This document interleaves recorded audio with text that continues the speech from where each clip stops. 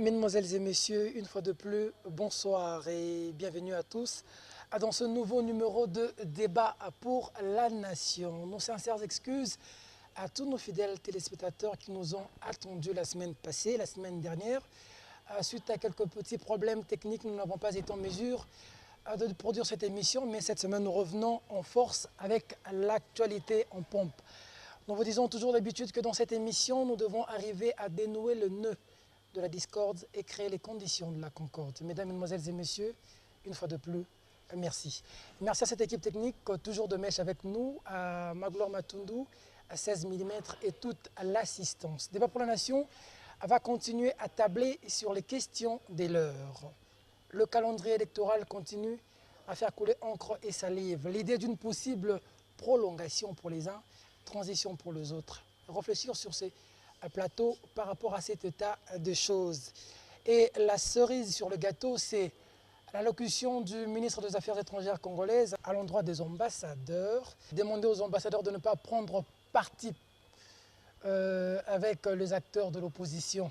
Je crois que je trouvais les mots justes. Donc les ambassadeurs prennent parti pour l'opposition. Alors cela a aussi fait couler beaucoup d'encre et salive et nous allons réfléchir ici sur toutes ces allocations. Alors nous allons commencer par mon extrême droite. C'est bien sûr un membre de la majorité présidentielle, le professeur Omeonga, un habitué de cette émission à qui nous disons bonsoir professeur. Bonsoir.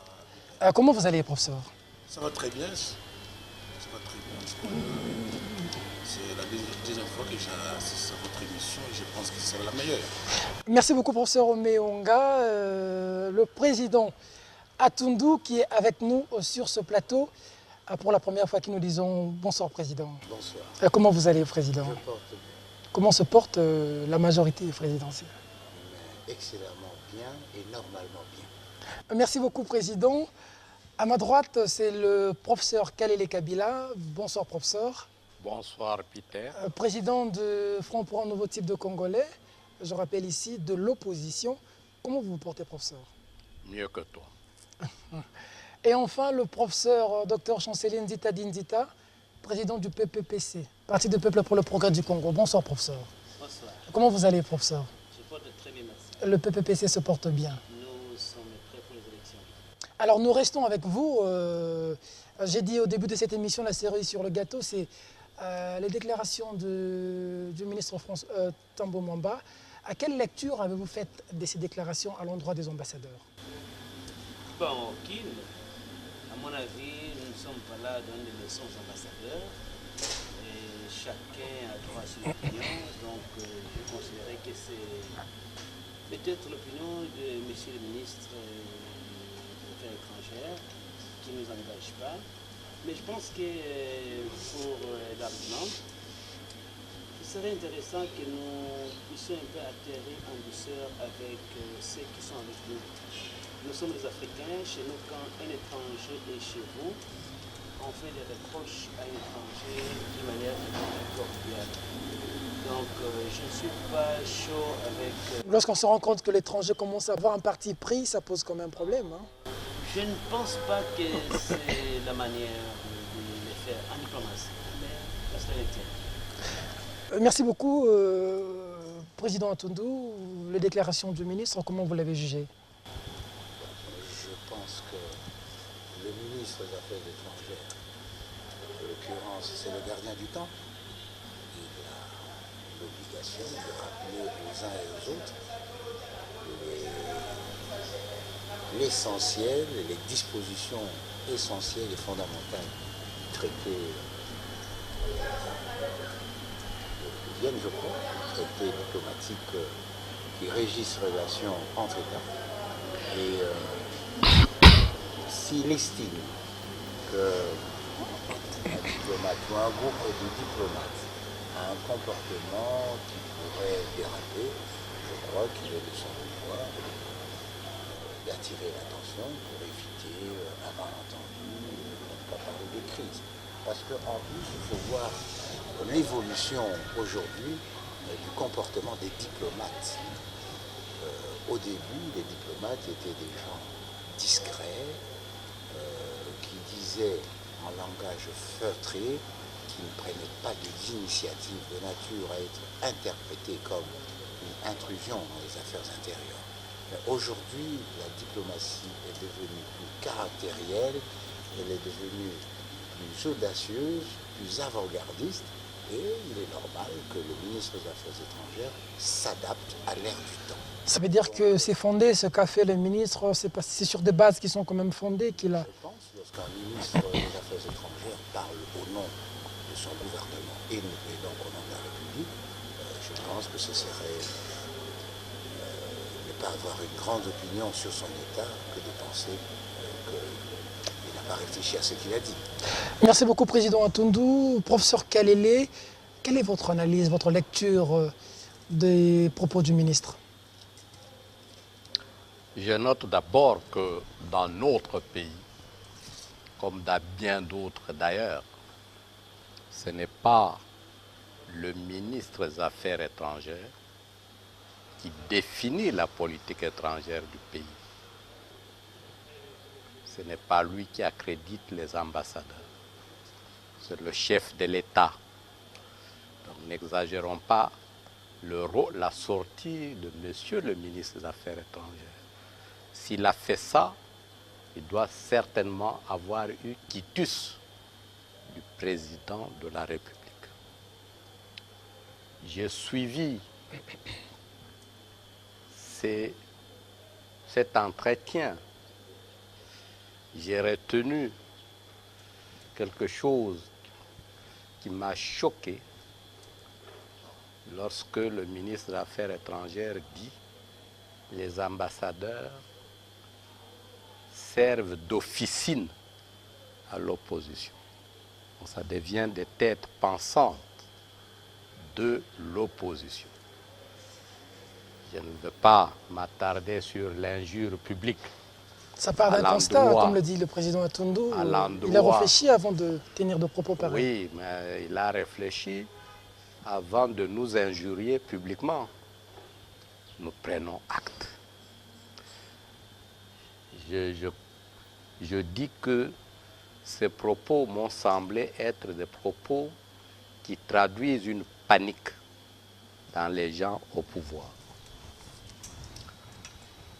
Nous sommes dans un contexte des élections. Le pouvoir tient, la majorité tient à conserver le pouvoir. L'opposition tient à le conquérir. Et le ministre des Affaires étrangères, avec son chef, estime que les ambassadeurs ont un penchant. Nous avons un diplomate, M. Atundu. Tous ces messieurs ne sont pas nés à minuit hier. Ils savent que les ambassadeurs dans un pays prennent contact pour informer leur pays sur ce qui avance, sur ce qui se passe. Vous avez des attachés militaires, des conseillers politiques et diplomatiques, vous avez des chargés d'affaires, vous avez les ambassadeurs. Moi, j'ai vécu aussi ici, pendant la longue transition moboutiste. Les ambassadeurs, les grands ambassadeurs, je le voyais prendre contact et avec les officiels de Mobutu et à Limete, il descendait, j'ai couvert beaucoup d'audiences des ambassadeurs auprès de M. Tshisekedi. Non seulement chez Tshisekedi, chez Kibasa, chez Kizenga, ainsi de suite. Il y a même eu dans ce pays l'ambassadeur des États-Unis, Melissa Wells, qu'on a même appelé Maman UDPS.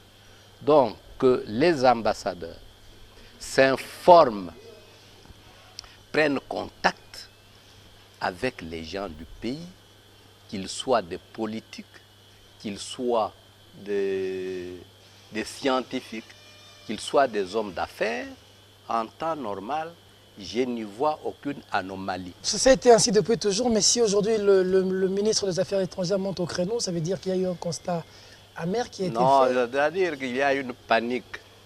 Il y a une panique. Une panique de qui, pourquoi? Du pouvoir, qui croit que les fréquentations des ambassadeurs auprès de l'opposition, c'est pour l'appuyer et ça risque de nous faire perdre notre pouvoir. Je ne l'explique pas autrement. D'accord. Professeur Omeonga, vous êtes de la majorité, vous êtes paniqué, raison pour laquelle le ministre des Affaires étrangères monte au créneau pour donner une leçon aux ambassadeurs, considérons ça comme ça, selon le professeur Kalele. Oui, avant que je reprenne un peu corriger ce que le professeur Kalele vient de dire, je voulais dire que dans notre cours d'histoire diplomatique, Je rappelle ici que vous êtes professeur de relations internationales. exactement, et professeur d'histoire diplomatique, D'accord. nous disons que la diplomatie, c'est un art, c'est une science et un art. C'est-à-dire une science, c'est-à-dire que dans notre maison diplomatique, il y a des règles propres qu'il faut respecter, quelles que soient les circonstances, le langage, le comportement, et ainsi de suite. C'est-à-dire que c'est un principe qu'il faut respecter. Et deuxième chose, on dit que c'est un art, c'est parce que ça dépend maintenant du comportement, des attitudes de celui qui est appelé à conduire la diplomatie.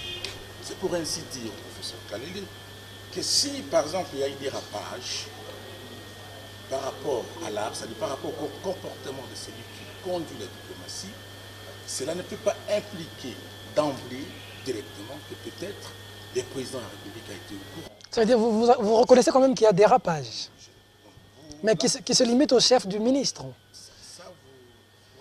Je veux juste expliciter ce que vous dites, professeur Omeonga.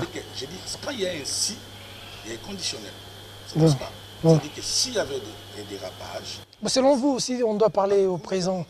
Il y a des rapages ou pas? ce que je voulais dire, c'est très important, mais Je vous en prie. je voulais parler autre chose. Je vous en prie. Je voulais mieux cerner votre Moi, je voulais réflexion. donner un peu que la logique des choses, c'est-à-dire que pour dire, parce que le professeur Kalele dit que non, si le ministre des Affaires étrangères aurait dit devant les ambassadeurs tel langage qui a dérapé, c'est peut-être qu'il a eu le quietus de l'autorité morale.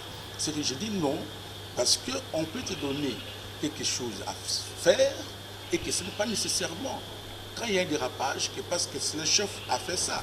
On peut me donner le ministre des Affaires étrangères, donc je suis dans ce ministère-là. Vous êtes responsable de votre ministère. Merci beaucoup. Oui, mais je veux quand même que nous soyons plus clairs, professeur Omeonga. Pour râler d'autres choses. D'accord. D'autres choses, cela ne peut pas signifier aussi qu'il y a quoi, l'agitation ou la panique.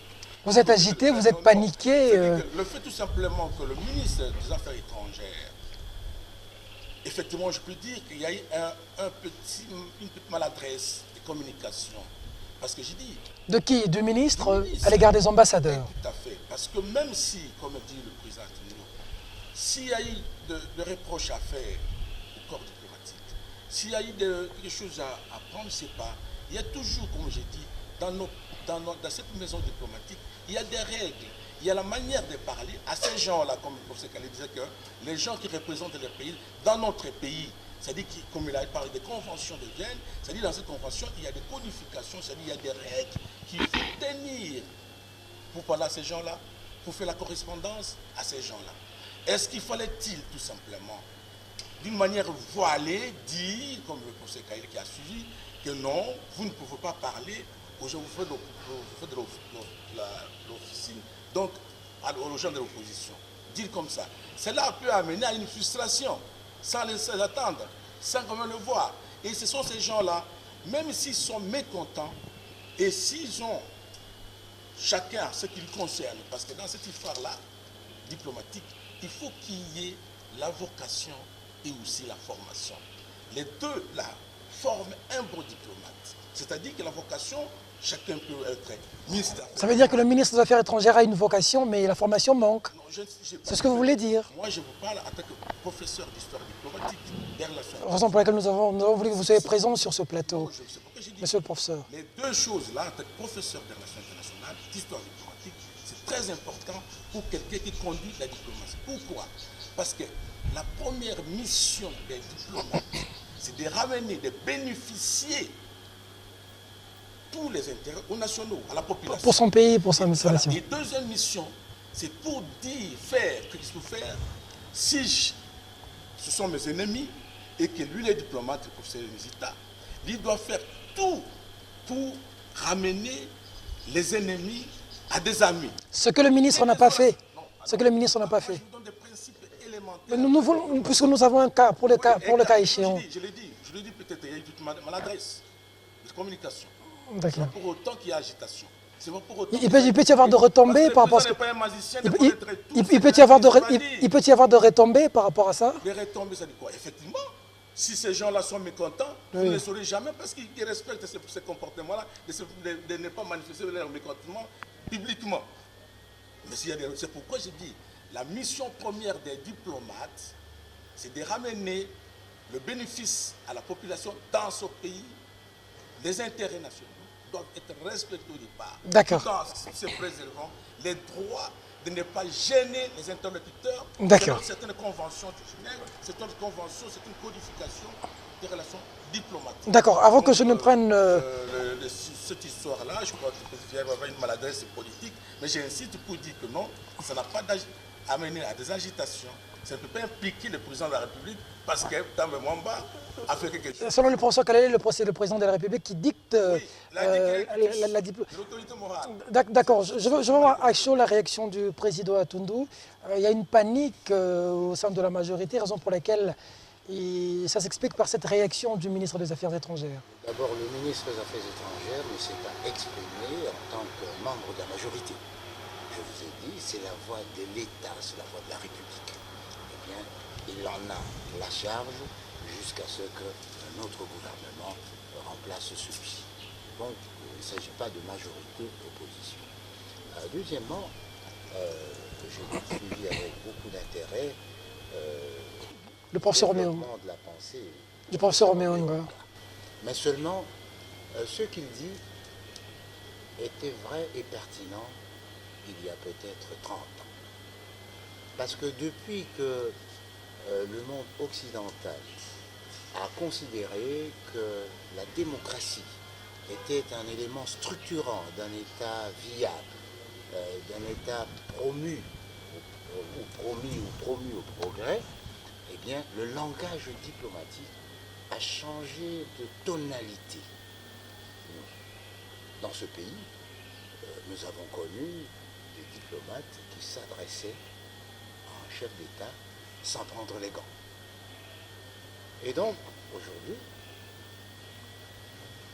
lorsque vous voyez les événements dans le monde, le langage diplomatique n'a plus quelque chose à voir avec les références principielles auxquelles le professeur a fait allusion. C'est plus dans la théorie.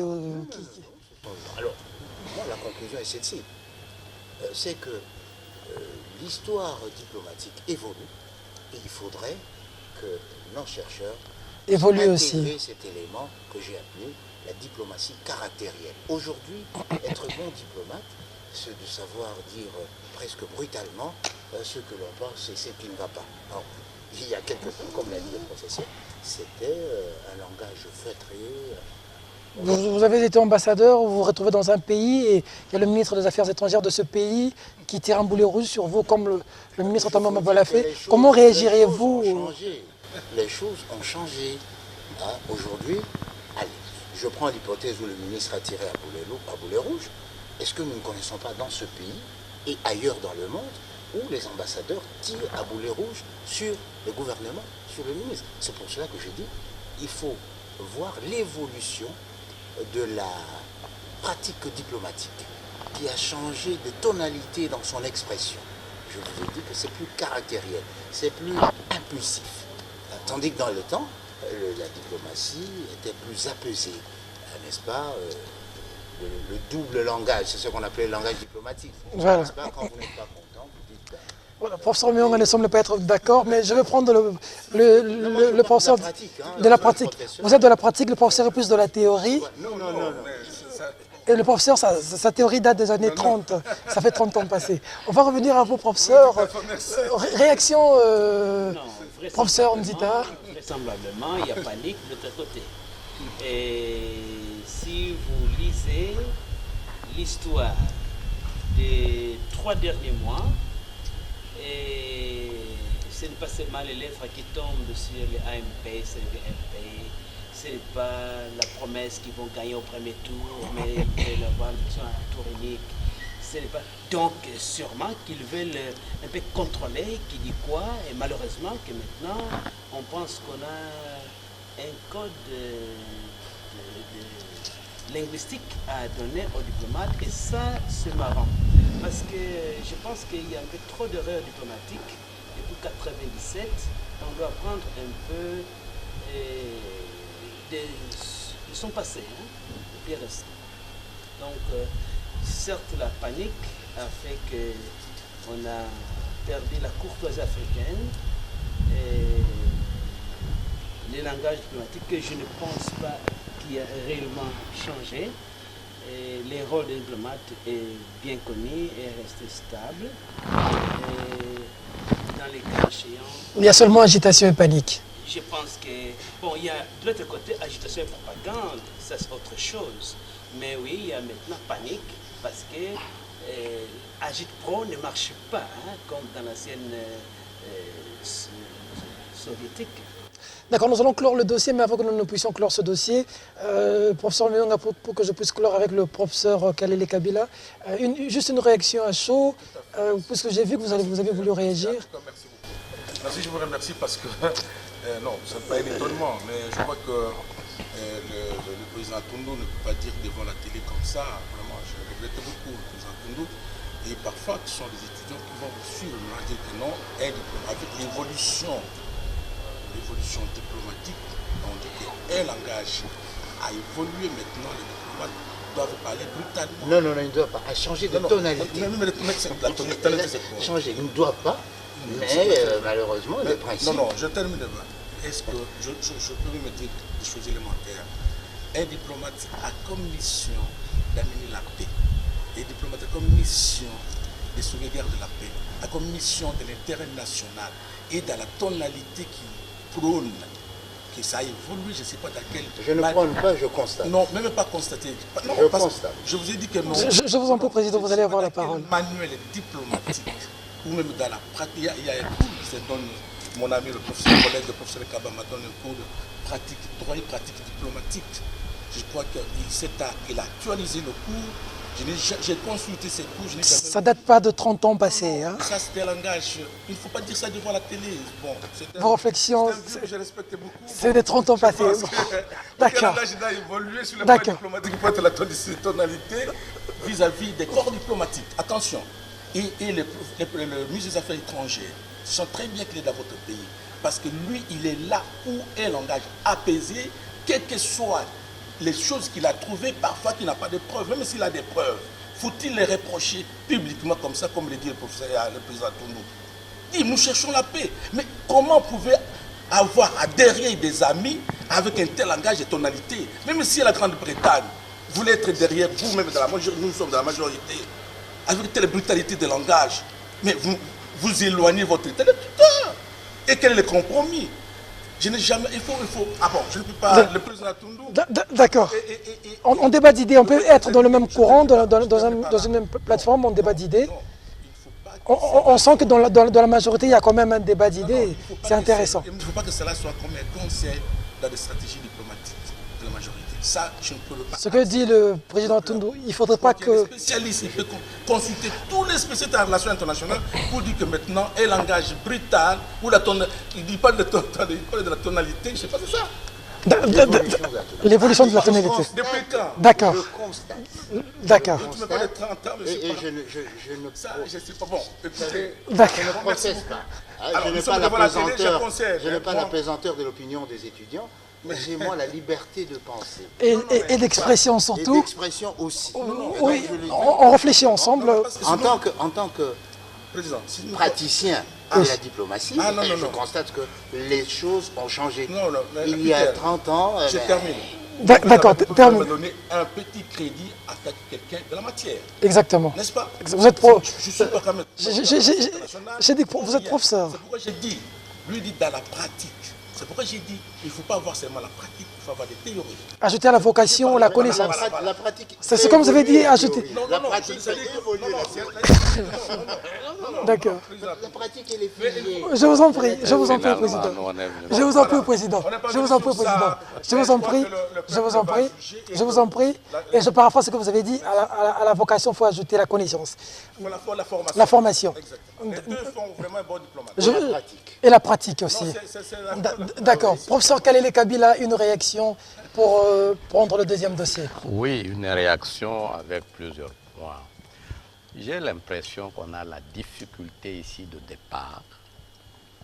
Moi, j'ai suivi les déclarations de monsieur le ministre des Affaires étrangères. Les interlocuteurs ne l'ont pas suivi. C'est ça que je sens.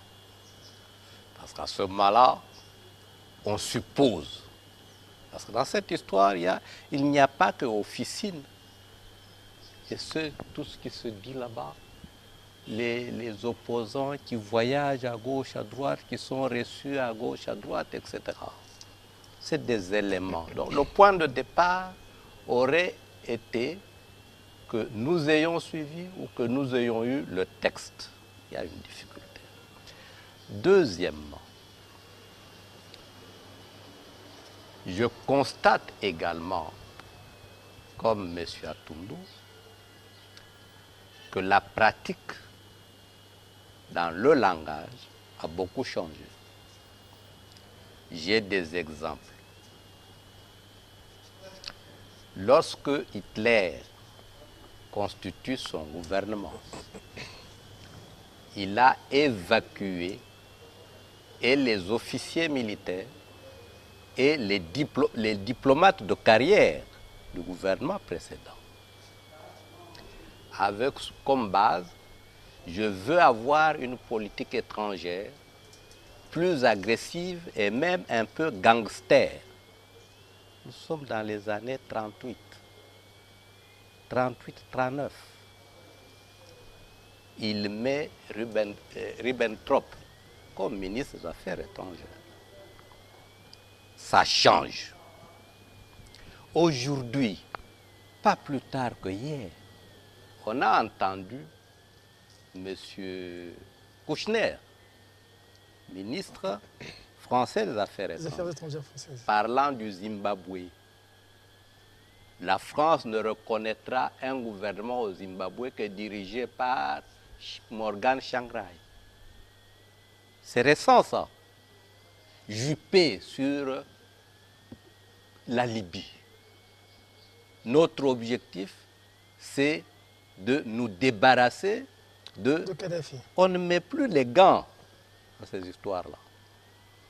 Et l'on sait très bien, le garçon, l'Américain qui vient de mourir là-bas, Brooke ou quelque chose comme ça, l'un de Holbrooke, qu'est-ce qu'il a dit à Mobutu quand il est venu ici pour lui demander de partir? Vous nous avez suffisamment servi, nous ne voulons pas voir votre cadavre traîner sur la rue. Il faut partir. Relisez le témoignage de Ngwanda. Ainsi sonnent les glas et les 5 derniers jours. Je veux dire quoi? Que cette remarque faite, j'ai ouvert, je ferme. Nous évoluons dans le monde politique et diplomatique avec le système d'intérêt. J'ai mon argent, je veux le placer quelque part, je dois voir si l'entreprise dans laquelle je veux le placer prospère ou est en train d'aller vers la faillite. Si elle est en train d'aller vers la faillite, je retire mon argent pour le placer ailleurs. Aujourd'hui, dans un combat pour le pouvoir, un diplomate est obligé de savoir qui a plus de chances de prendre le pouvoir, de l'approcher et au besoin de le conditionner pour qu'il serve ses intérêts. Est-ce qu'il est pour nous? Est-ce qu'il est contre nous? Comment ménager? Même nous, les gens de la rue, quand il y a des élections, campagne électorale aux États-Unis, nous nous ajoutons ici. Qui va prendre? Qu'est-ce qu'il est? Tout le monde applaudissait, souhaitait ici, applaudissait même que c'est Barack Obama. Qu'est-ce que nous avions, nous, avec cette histoire-là? Giscard d'Estaing avec Mitterrand. On suit. A fortiori, les puissances qui dirigent le monde. Comment pouvez-vous leur demander d'être indifférents sur l'évolution? Nous les avons vus, ces ambassadeurs, le 24 avril à Limité, au stade Tata Raphaël. On les voit partout. Donc ils doivent savoir ce qui se passe, qui monte, qui dégringole, avec qui traiter. Ça veut dire que c'est... Monsieur Ntambwe Mwamba n'ignore pas, monsieur. Ça fait depuis Abraham qu'il est dans les affaires. Il n'ignore pas, par exemple, que quand nous étions à Limité, dans le même gouvernement que lui, les ambassadeurs défilaient là-bas. Non seulement les ambassadeurs, mais aussi les officiels occidentaux défilaient là-bas. Monsieur Ntambwe Mwamba n'ignore pas que donc selon vous, c'est pas réfléchi. Le premier tour. Pour chuter, pour avoir le deuxième dossier, c'est pas réfléchi pour le ministre. Non, c'est un monsieur. C'est un ballon d'essai pour le ministre. Comment vous qualifiez ça? C'est un monsieur intelligent. C'est quand même un chevronné. Ma thèse de départ, oui, ma thèse de départ, c'est celle de la panique. Vous revenez à cette thèse? Oui, je la confirme. D'accord. Nous retenons que selon vous, c'est... Parce que ça se fait, les contacts se font partout. Même le professeur Omewonga, il sait également que à la faculté, quand la Bana était doyen, il a fait venir le ministre et l'ambassadeur de Belgique. Vous avez organisé une conférence. Nous sommes allés là-bas. Nous avons parlé des nouvelles relations belgo-congolaises. Ça faisait, ce n'était pas la première fois. Ça faisait 30 ans passés ou à peine? Non, mais il y a 2 ans. D'accord. Il y a 2 ans. Nous allons prendre donc les ambassadeurs ont l'obligation de se... Et tout homme d'ailleurs, tout homme intelligent a l'obligation de s'informer. Donc pour aller te marier, tu ne tombes pas comme ça chez Atundu, dis je prends. Non, tu prends contact. Merci beaucoup, professeur Kalele. C'était le premier dossier de cette émission. Le deuxième dossier, comme on parle de panique, on va dire que certains dans l'opposition aussi sont paniqués, puisqu'il y a un calendrier de la CENI. Pour les uns, c'est un calendrier anticonstitutionnel, on en a parlé dans cette émission. Pour les autres, c'est un calendrier qu'on peut appliquer. Mais il se pose une question. Pour les autres, le 7 décembre, apocalypse ou rien? Crisis Group a proposé une transition qui a stipulé que ces élections seront bâclées si elles sont organisées comme ça par la CENI. Professeur Nzita, nous commençons par vous. Approuvez-vous cette idée, puisque c'est vous de l'opposition et des centristes qui dites que le 7 décembre, apocalypse ou prolongation selon vous? Non, je pense que nous devons être honnêtes avec nous-mêmes. Le problème n'est pas le 7 décembre qui est apocalypse, parce qu'il n'y a pas eu installation du président de la République. À minuit, je précise, comme l'on dit. Mais nous